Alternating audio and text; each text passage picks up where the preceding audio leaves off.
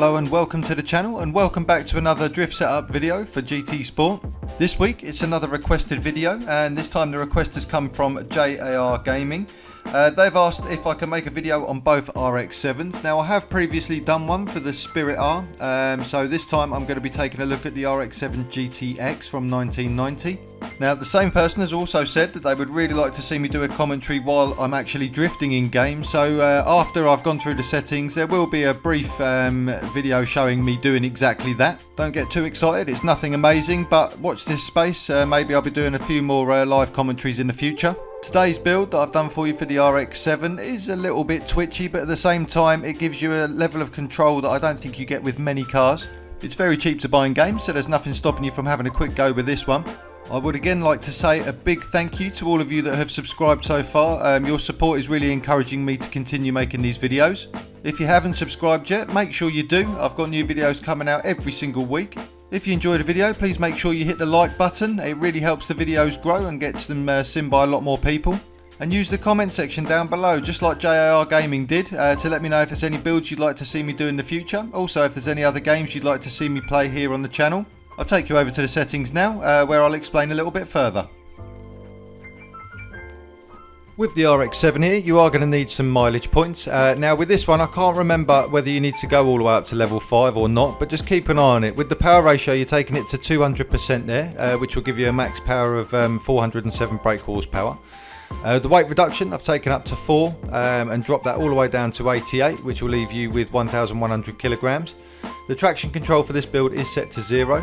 Now I've got comfort hard tyres both front and rear. The brake balance is set to 0, which is what it comes on. Ride height wise, you just lower it all the way down to the bottom there at 105, 105. The natural frequency is set to 1.6 and 1.6. Anti-roll bar, on the front there is 7 and the rear is 5. And the compression on the damping, you've got 60 both front and rear, and the rebound is 90 both front and rear. The camber angle for this one is set to 2.5 on the front and 1.5 on the rear, and the toe angle is set to out on the front at 0.2 and in on the rear at 0.6. With the differential here, this has been left exactly as it was, so it's just 10, 40 and 20. And then with the transmission, I have changed this. Now this is all set to mile per hour because I'm here in England. Yours may be set to kilometers per hour. You should be able to find obviously a conversion for that online somewhere. But I've set the max speed here to 162. Now I'm just going to go down and keep this on this screen for a little while for you so you can see it. But I have messed around with these gears a little bit, specifically for Suzuka, but I have found that it seems to be working quite well on some of the other courses as well. So I'll leave it on this screen for a second just so you can input those figures yourself. And that should be everything you need to get out there and get drifting. So now you've had a chance to look at the settings and I've had a chance to play around with the car. It's very easy to use, this one. What I'm going to do is I'm just going to do a quick hot lap of Suzuka so that you can get an idea of what the car's like, and I'll try and talk you through what I'm doing as I'm doing it, but I'm not the best at doing that, but we'll see how we get on with it. I have set this up on automatic, and I'm using a controller as well just to give you an idea of how easy it actually can be. So off we go.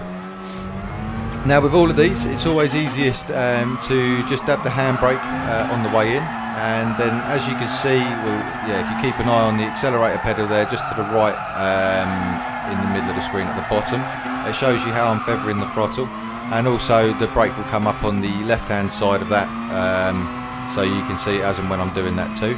I'm not going to worry about linking these corners together. I am just going to drive straight down the straight here. The first corner here I like to take at about 85 mile an hour as an entry speed, so just handbrake it in there, bring it round, try and get a feel for where the car feels like it's going to start spinning out on you, and you kind of want to just hang it on that, and that's the sweet spot there. So for that first corner, that's really nice little build for this car, for this course anyway. So again, just a little handbrake in there, just feathering that throttle. You can feel when the car's going to go too far. At the moment we're alright, so I can flat out through there. Again, this corner's quite a nice long sweeping one, so we can just hold the accelerator down the whole way and just use the steering to actually control it. Now this one we've come in quite wide, which is good, because again it's a nice long corner. Bring that right out to the edge there, and then handbrake again in there. and just bring it all the way around. Now this final corner has got a couple of apexes to it, so we've just hit a couple of cones there, but this one we're going to go right on the clipping point there, and then as we come back round you just want to hold that slide for as long as possible and then straighten up, and that's it really. I really hope you've enjoyed today's video. I'll leave you with some more footage of me just messing around with this car, and I'll see you on the next one.